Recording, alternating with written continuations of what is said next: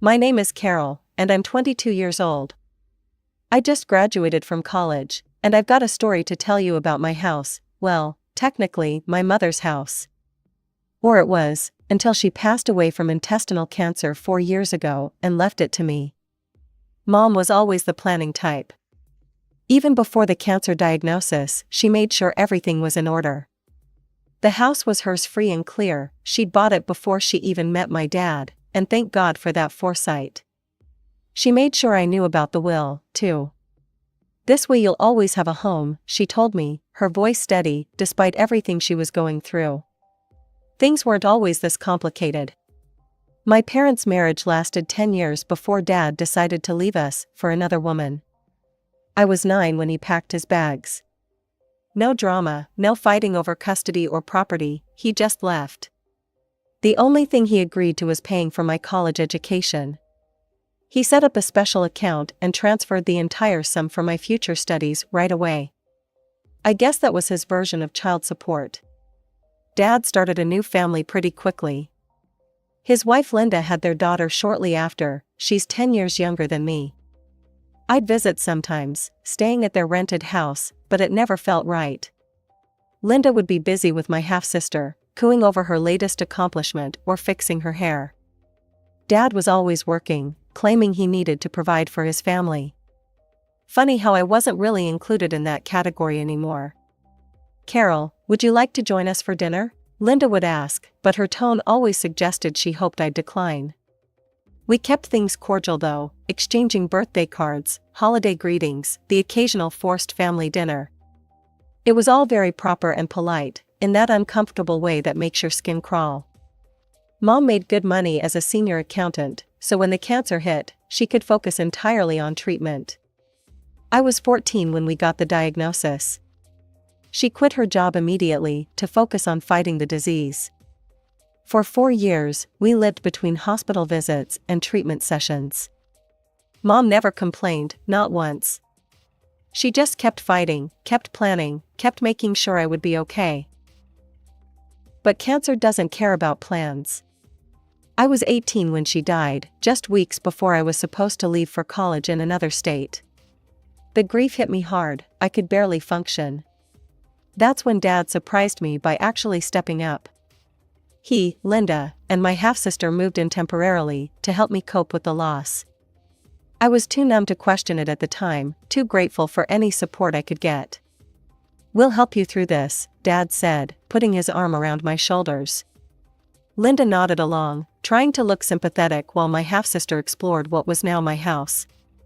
By the end of summer, I was faced with a dilemma. College was starting in a few weeks, and I had no idea what to do with Mom's house, my house now. I couldn't bear the thought of selling it, but leaving it empty for 4 years didn't seem smart either. That's when Dad came up with his proposal over breakfast one morning. "Carol," he said, pushing his coffee mug aside, "I've been thinking. What if we stayed here? We'd pay all the bills, maintain the place. You wouldn't have to worry about anything while you're at school." I looked at Linda, who was making pancakes at the stove. She turned around and smiled. "It would be good for all of us," she added. "Sophie's already enrolled in the local school, and the house would be well taken care of." It made sense. During the 2 months they'd been staying with me, things had been surprisingly okay. Linda had stopped being so distant, and Sophie, my half-sister, had actually started treating me like a real sister instead of some stranger who showed up occasionally. So I agreed. Looking back, it seemed like the perfect solution. I packed up Mom's personal things, keeping what I wanted and storing the rest in the attic. I left for college feeling confident about my decision. Over the next 4 years, I came home during holidays and summer breaks. Those visits were nice, actually. Linda would cook these big welcome home dinners. "I made your favorite lasagna," she'd say, as if she'd always known my favorites. Sophie would drag me to her room to show me her latest artwork or tell me about school drama. During Christmas breaks, we'd all decorate the tree together. Dad would lift Sophie to put the star on top, while Linda and I argued good-naturedly about whether tinsel was tacky or classic. We'd sit around drinking hot chocolate, And sometimes I could almost forget that this wasn't the family I started with. Summer visits were different, longer, more relaxed. Sophie and I would spend afternoons by the community pool, and I'd help her with her summer reading. Linda would invite me to her book club meetings, and we'd actually have fun dissecting whatever romance novel they'd chosen that month. "Your sister's so good with Sophie," I overheard Linda telling Dad one evening. "It's nice having her home." That made me feel warm inside, like maybe we really had become a proper family. I called regularly during semesters, weekly chats with Dad about my classes, catching up with Linda about house maintenance, "The roses you planted are blooming beautifully, Carol," and FaceTime sessions with Sophie, who kept me updated on her middle school adventures. Everything seemed perfect. We'd created this strange but functional family dynamic, built on the foundation of my mother's house. I never imagined it could all fall apart so quickly, but I guess that's the thing about houses. No matter how solid the foundation, you never know what's going on behind the walls. Finally, at 22, with my degree in hand and a job lined up back home, I was ready to start the next chapter of my life. I'd already accepted a position at Marshall & Brooks Financial in my hometown. They'd interviewed me via Zoom and offered me the job right away. Everything was falling into place perfectly. Or so I thought. The taxi dropped me off in front of my house on a sunny June afternoon. I stood there for a moment, taking in the familiar sight. Mom's rose bushes were in full bloom, though they looked different from how she used to maintain them. The lawn was neatly trimmed, and new curtains hung in the windows. Little changes that had happened while I was away at college. Wheeling my suitcases up the front walk, I reached for my keys with a smile, already imagining sleeping in my old room tonight. But when I tried to unlock the door, something was wrong. The key wouldn't turn. I tried again, thinking maybe I was just tired from the journey, but no, the key definitely didn't fit. "What the hell?" I muttered, trying the key again before finally giving up and knocking on the door, loudly, since it was the middle of the day and they might be watching TV. Linda opened the door, her eyes widening in surprise. She was wearing an apron and had flour on her hands, like she'd been baking. "Carol, what are you doing here?" I wheeled my suitcase inside, noticing Dad and Sophie in the living room, both looking equally startled by my appearance. Sophie was sprawled on the couch with her phone, while Dad sat in his favorite armchair, Mom's old armchair, actually, reading something on his tablet. "What do you mean? I live here," I said, looking around at what seemed like subtle changes to the living room decor. "Why were the locks changed?" Dad scratched his neck, that nervous habit he's had since forever. "Oh, that. Yeah, I changed them last month. For safety, you know. There were some break-ins in the neighborhood." "You could have told me," I said, trying to keep the annoyance out of my voice. "Or sent me a new key. I mean, this is my house." "We weren't expecting you," Linda said carefully, her arms crossed over her chest. She'd wiped the flour off her hands and was looking increasingly uncomfortable. "Why not? I graduated last week. I told you guys I was coming home to start my new job." I looked between them, feeling increasingly uneasy. Something was off about their reactions.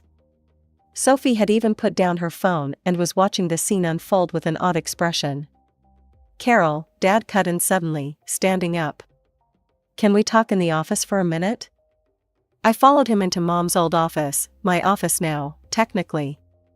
The room still had Mom's degrees on the wall, her collection of financial reference books on the shelves. He closed the door behind us, and I noticed his hands were shaking slightly as he turned to face me. "Listen, honey," he started, his voice low. "There's something you need to know. Linda, well, she thinks this house belongs to me." I stared at him, not comprehending. "What?" "I told her it was my house," he continued, not meeting my eyes. "That I gave it to your mother and you out of kindness after the divorce, and that after your mom passed, it reverted to me. She thinks you've just been living here because I allowed it." I must have stood there gaping at Dad for a full minute before finding my voice again. My first instinct was to storm out of the office and tell Linda everything. Now I understood her surprised look when I showed up. In her mind, I was just some freeloader trying to crash in their house. I have to tell her the truth, I said, moving toward the door, but Dad caught my arm. Please, Carol, he begged, his voice barely above a whisper. Just give me a little time. I'll find us a new place to live, I promise. I just need to figure out how to tell her without destroying our marriage. Destroying your marriage? I hissed. What about what you're doing to me? He pulled a set of keys from his pocket, holding them out like a peace offering. These are for the new locks. Please, sweetheart. Just a few weeks, that's all I'm asking. Let me handle this my way. I took the keys, feeling sick to my stomach. Fine, I said finally. But this is insane, Dad. You know that, right? He nodded, relief washing over his face. Thank you, honey. I'll make this right, I promise. But things started going downhill immediately. At dinner that night, the atmosphere was thick with tension. Linda kept shooting me these looks across the table, all her previous warmth gone. The woman who used to bake my favorite cookies and invite me to book club now acted like I was a stranger who'd wandered in off the street. More potatoes, Dad? Sophie asked, completely oblivious to the tension. Would anyone mind if I redecorated the living room? Linda asked suddenly, not looking at me. The current setup is a bit dated. I gripped my fork tighter, knowing she was talking about Mom's furniture arrangement. Dad coughed awkwardly and changed the subject. The next morning, I was making coffee when Linda cornered me in the kitchen. She was still in her robe, hair uncombed, but her eyes were sharp and focused. Carol, she said, leaning against the counter. I think we need to talk about your plans. My plans? Yes. When are you planning to look for your own place? She asked it casually, like she was asking about the weather. Now that you have a job lined up, you should start thinking about moving out. You're a grown woman now, after all. I took a slow sip of coffee, counting to 10 in my head. Actually, I've talked to Dad about staying here for now. He's fine with it. Linda's lips pressed into a thin line, and for a moment, I thought she might argue. Instead, she just turned and walked out of the kitchen, leaving me alone with my cooling coffee and a growing sense of dread about how this was all going to play out. The next 2 weeks were like living in a hostile environment. Linda's attitude shifted from cold to downright passive-aggressive.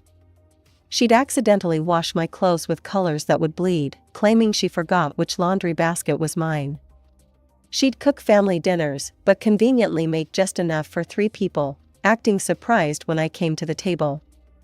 When I tried to watch TV in the living room, she'd suddenly need to vacuum right there. If I was using the kitchen to make breakfast, she'd barge in and start reorganizing the cabinets, muttering about how some people never learn to keep things tidy. She even moved my mother's favorite vase from its spot on the mantel to some corner shelf, claiming it didn't match her new decorating vision. The worst part was watching Sophie follow her mother's lead. My half-sister, who just weeks ago had been sending me memes and calling me for advice about boys, now rolled her eyes whenever I entered a room. She started calling me that girl when talking about me to her friends on the phone, loud enough for me to hear. Despite the tension at home, my professional life was taking off. I visited Marshall and Brooks Financial, where they showed me my future workspace, a nice corner desk with a view of downtown. My future colleagues seemed friendly and welcoming, especially Sarah from the risk assessment team, who offered to take me to lunch. When do you start? She asked over sandwiches. 2 weeks, I replied. Just enough time to settle in at home. That evening at dinner, I shared my start date with the family, trying to maintain some semblance of normalcy. They showed me my office today. I start in 2 weeks. Linda's fork clinked against her plate as she set it down with exaggerated care. Well, isn't that wonderful? Once you get your first paycheck, you can start looking for your own apartment. I know of some nice complexes across town, very affordable for young professionals. I caught Dad's pleading look across the table. His eyes seemed to beg me to keep quiet, to maintain his lie just a little longer. I stabbed at my peas and said nothing. To avoid the tension at home, I started reconnecting with old high school friends.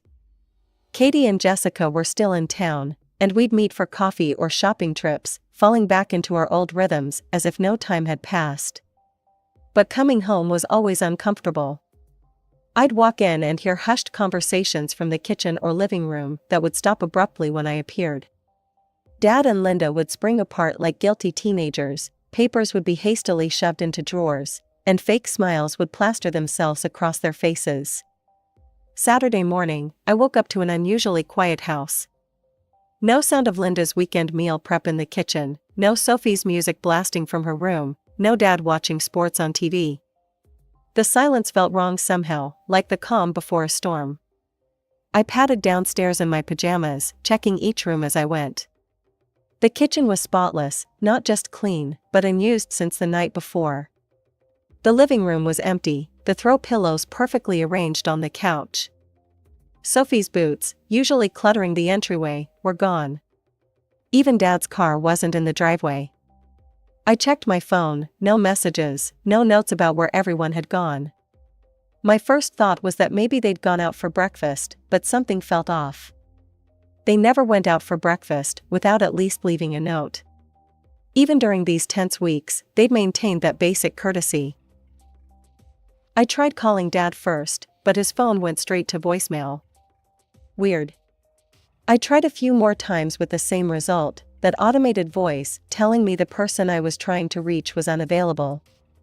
A knot started forming in my stomach. Finally, I called Linda.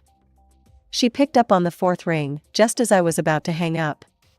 "What do you want?" Her voice was sharp, hostile in a way I'd never heard before. In the background, I could hear waves and what sounded like tropical music. "I just wanted to know where everyone is," I said, caught off guard by her tone. I woke up and the house was empty. She laughed, an ugly, mean sound that made my stomach clench. "Oh, didn't we tell you? We're in the Maldives.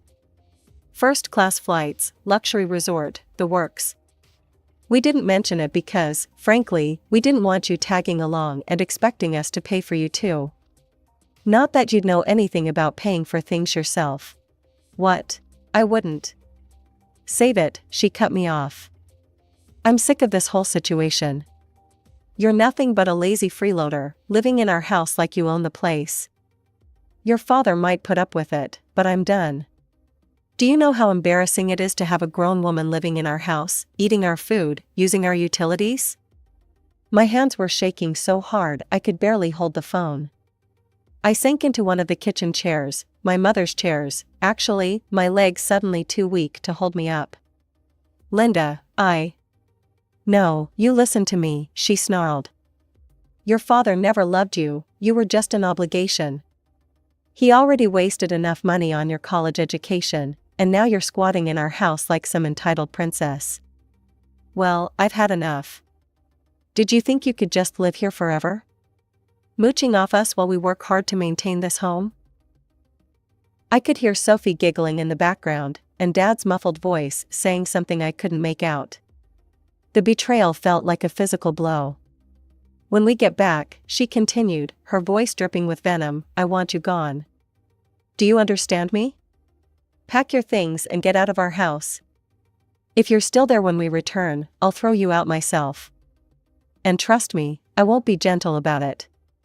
I don't care where you go, live on the street for all I care.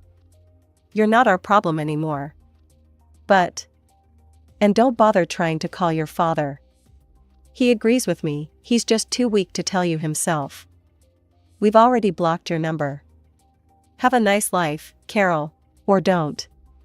I really couldn't care less. The line went dead. I sat in that kitchen for what felt like hours, fury slowly replacing shock. They were living in my house, the house my mother had worked for, had left to me, and they had the nerve to call me a freeloader? To try to throw me out? Well, I'd had enough of playing along with Dad's lies.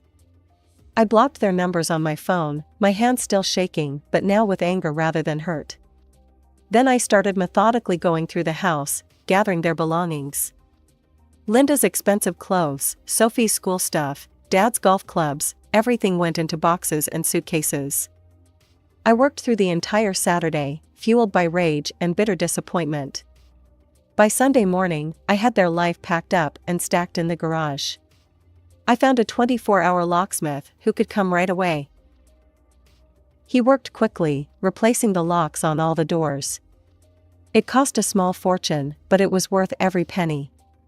When he finished, I handed him my credit card, feeling a strange sense of satisfaction as I clutched the new keys.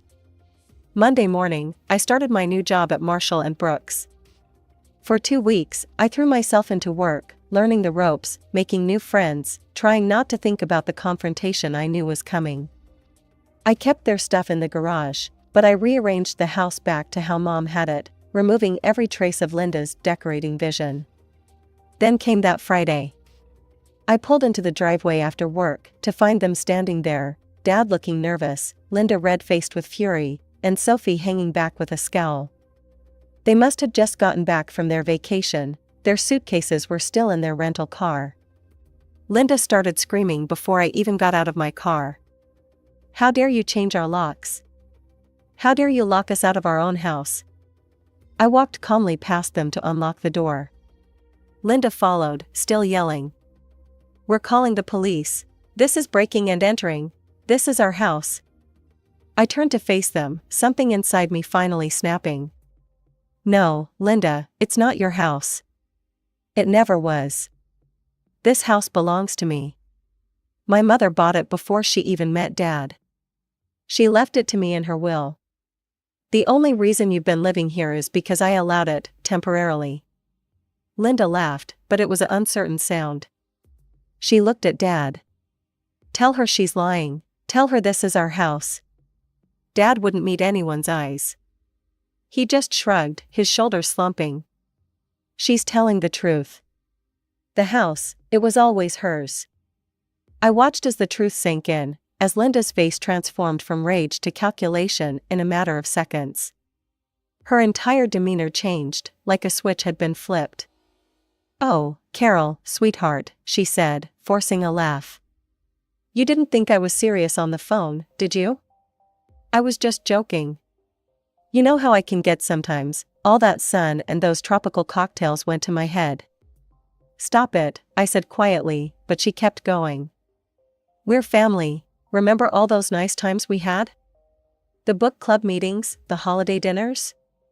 We can have that again." She took a step toward me, arms outstretched like she was going to hug me. Dad jumped in then, his voice thick with emotion. "Princess, I'm so sorry. I know I handled this all wrong, but I love you. You're my daughter. Please, can't we work this out?" I looked at him, really looked at him. The father who left when I was 9. Who paid for my education but missed my life. Who lied about my house, my inheritance, my mother's legacy. Work what out, Dad? The fact that you lied to your wife about owning my house? Or the fact that you stood by while she planned to throw me out of it? Linda turned back to me with that fake smile. "Carol, let's be reasonable. We can all live here together. We'll pay rent." "No," I said firmly. "We can't. Your things are in the garage. Take them and leave." That's when Linda's mask cracked again. "You ungrateful little bitch. After everything we've done for you, you'd throw your own family out on the street?" I felt oddly calm as I replied, "You just spent what, $10,000 on a luxury vacation you deliberately hid from me? Pretty sure you can afford an apartment." "Carol, please," Dad tried again, reaching for my arm. "I know I messed up, but..." "No," I cut him off. "You didn't mess up, you lied. 4 years. You let your wife believe she owned my mother's house. You watched her try to redecorate it, rearrange it, erase every trace of Mom. And when she planned to throw me out, you said nothing." "I was going to tell her the truth," he protested. "When? After I was gone? After she'd finished making my house her home?" I shook my head. "I'm done. Get your things and get out." I walked inside and closed the door, ignoring Linda's screams about ingratitude and cruelty. Through the window, I watched them loading boxes from the garage into their rental car. Linda was still yelling, her face red with fury. Sophie was crying. Dad just looked defeated. It took them 3 trips to get everything. As they loaded the last box, Dad tried one more time, knocking on the door. I didn't open it.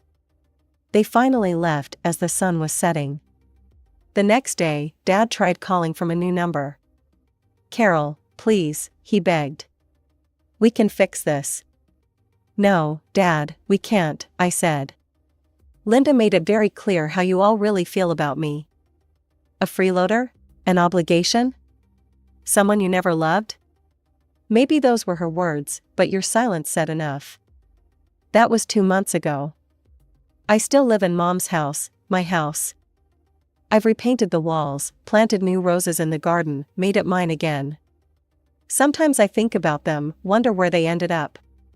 But mostly, I think about Mom, and how she made sure I'd always have a home, no matter what. Dad still tries to call sometimes, from different numbers. I don't pick up anymore. Some bridges, once burned, should stay ashes. The funny thing is, I'm happier now. My job is going well, I've made new friends at work, and for the first time since Mom died, I feel at peace in this house. Sometimes healing means letting go, of people, of lies, of the fairy tale of family you wanted to believe in.